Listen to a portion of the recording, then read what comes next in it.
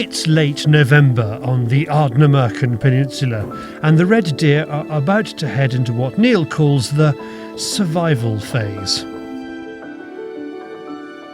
The summer and autumn have been wet, so energy reserves are already low. Added to that, the exertions of the rut, the investment in carrying next year's young, and a harsh winter may be too much for some. Supplementary feeding and reducing the numbers of beasts on the hill are all essential to keep the herd healthy as we enter the next chapter in A Year in the Life of Red Deer.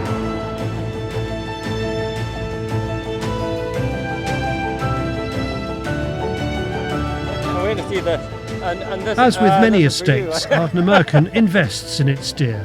However, not many supplement the grazing with the help of a whisky distillery.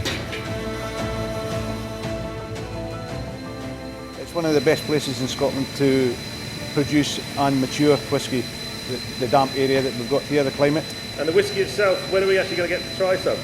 Around about 2021, 22. Is it going to be worth the wait? Definitely.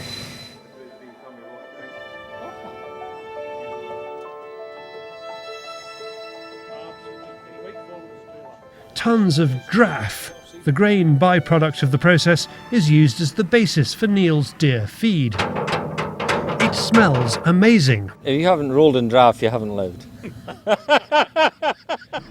When it's fresh like this, when you turn up with the deer, they can smell it coming. And they get highly excited when they can smell the trailer coming in. And it all works away quite well, because the boys at the distillery let us know when stuff's coming out, and we kind of map our deer feeding during the week on what's coming out here. So when they've run and batched, how many times a day are you pushing this out? Once a day. The draff does have some nutritional value, but it's mainly bulk. Into it is mixed a sugary syrup supplement. But this is no one-size-fits-all concoction.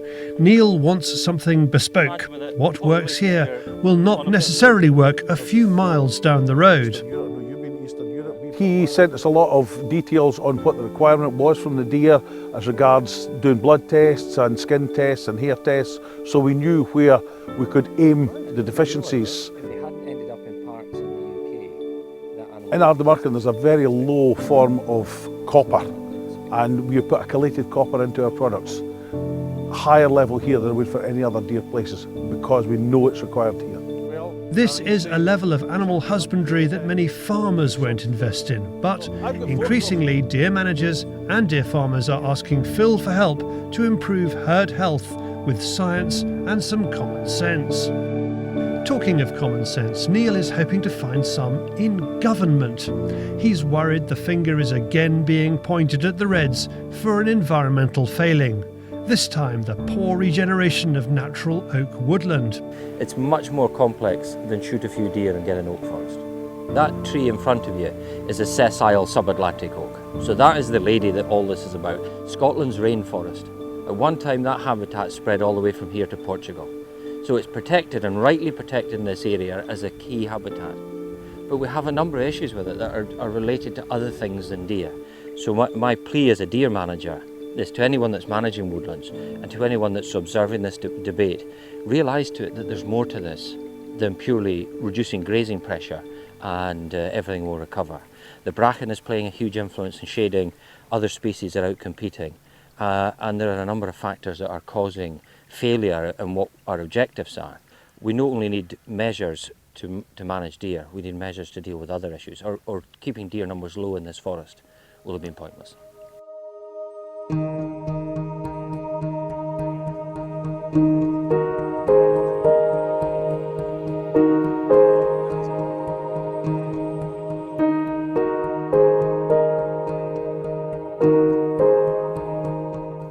If only the deer loved rhododendron as much as they do draff.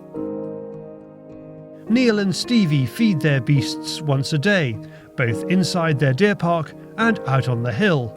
It's not just reds in here, but the curious-looking Pear Davids and some fallow. Ardnamurchan's had a history of quality deer for a long, long time. And because the lower end of the peninsula is enclosed, we've always taken the performance and genetics of our deer quite seriously. So what we're running here is around 120 red deer. There's a herd of fallow in here, and there's a small herd of PDs. And what we do is we use that to provide top quality stock to the wild herd, and we also market quite a few of these now into deer farms. The way the farm and park industry is going is giving us an extra strand to our bow, you know what I mean? These young hinds, we can quite easily sell them for about £300. As opposed to how much would you get for the carcass? Well, typically if we took our day's stocking and the carcass value, it's very nearly trebling the value. Of it being live rather than being shot? Yeah. The harvesting of a natural resource is not just taking fully place on the corrupted hill. now, On the way back to get the rifles, Neil and Stevie stop for a chat with Alistair, another guide with West Highland hunting. When he's not stalking deer, he's fishing for langoustines. That prawn there's maybe about 25 years old. We're really getting good money at the minute, so the run up to Christmas we should be looking at some serious good prices for that, like so. The market is buoyant, and this fresh catch is heading for Spain. Market in Spain is for it live catch, so we get top dollar for them being live. So how many were brought in last night? Today there we've probably got in the region of about, in total, maybe 4,000 prawns aboard there now. Wow. And how many from here? Just this place here? They've all come from here, they've all come out of Loch Sinnott in the last 2 days. Oh my God. So it's you that's been phoning me? Employment in remote areas of the British Isles can be hard to find, but when there are sustainable fisheries, a distillery, crofts, hotels, wildlife tour companies, and of course hunting, communities can thrive. With the weather being kind, we take a drive around to assess the deer. Neil is looking for animals in poor condition, and there's a youngster without its mother. If you notice now by the right hand stag appearing out of the rashes is the tail end of quite a small calf. What's happened now is the young hind that it's its mother, who isn't actually a bad hind at all, has now started to leave the calf behind. And the thing to bear in mind with deer is that small deer begat small deer.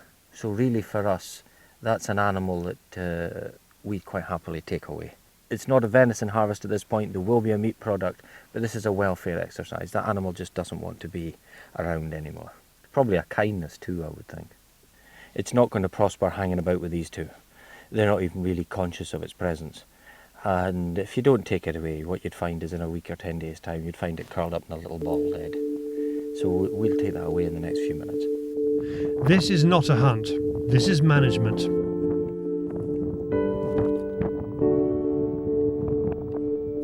Neil and Robert head across to where the calf was laid up.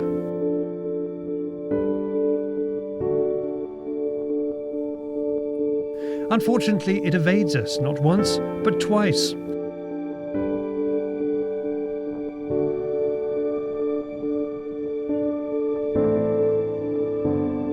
A shot doesn't present, and now it's heading back towards and up the hill. It's trying to stay alive, isn't it? It doesn't know it's dying, it thinks it's surviving. We can't just let it be. Neil knows that animal will not survive, so wants it taken out. The youngster may be weak, but it finds sanctuary high up with its mother. Well, we'll watch for a minute here. I mean, we've got lots of deer on the face above you, and there's one animal you're after, and you've got 20 sets of eyes standing looking at you. It's pointless clearing the whole slope. We'll see what it does, we'll watch for a minute. We have to rely on Neil's fieldcraft to get Robert within range. A little tip for protecting you when you're stalking in the winter time. And you've got these long shadows with the angle of the sun. Just because you're physically out of sight doesn't mean your shadow's out of sight walking on a sunny background. And they can see your shadow moving along as well. On closer inspection, Neil wants mother and calf taken. Another part of red deer management at this time is the hind cull. Neil hates the phrase as it suggests a non-selective approach. Nothing could be further from the truth. 185. Top of the shoulder. Tell me you're ready. She's turning again. Let her turn. Better now. Top of the shoulder when she stops. Reload and take that calf. Now. Good lad. Your walk was worth it.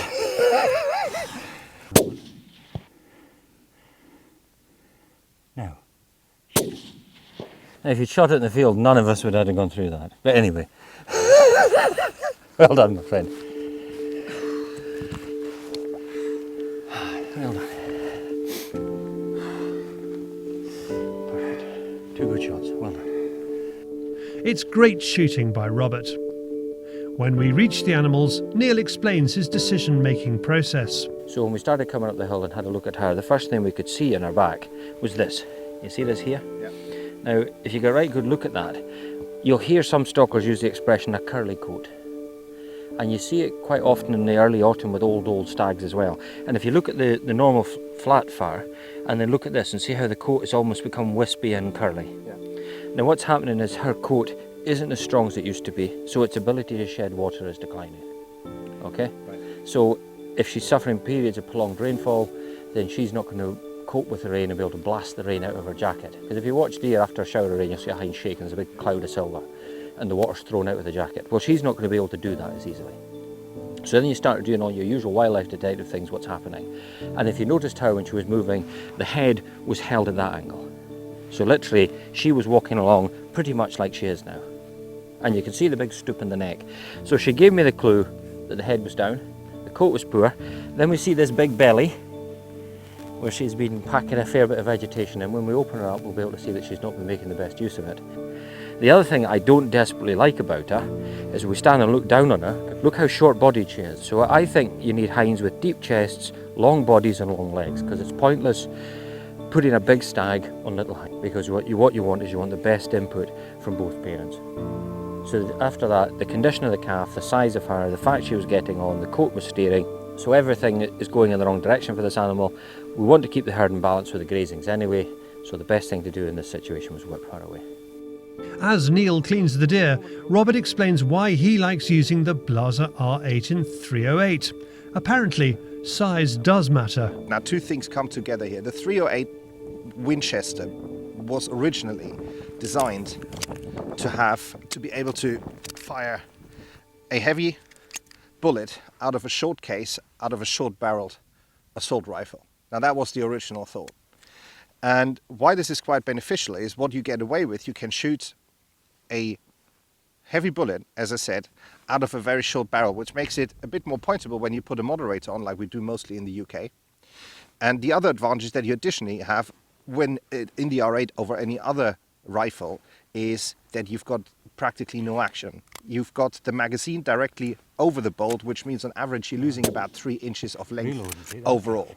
So you've got the 2 things come together. You've got a very short barrel without losing too much kinetic energy, because the energy on the powder burns nicely out of a short barrel, and you've got a very short action, which makes this very nice and pointy without losing any energy. Yeah, you don't have to show off. All that's left now is the extraction and another step in the journey towards these deer becoming a food product. And this is where the system comes together and works. You invest in your animals, you manage your land, develop routes to market, collaborate with like-minded people, work with the community, seek outside investment, encourage tourism, and then you release the full potential of our largest living land mammal, the red deer.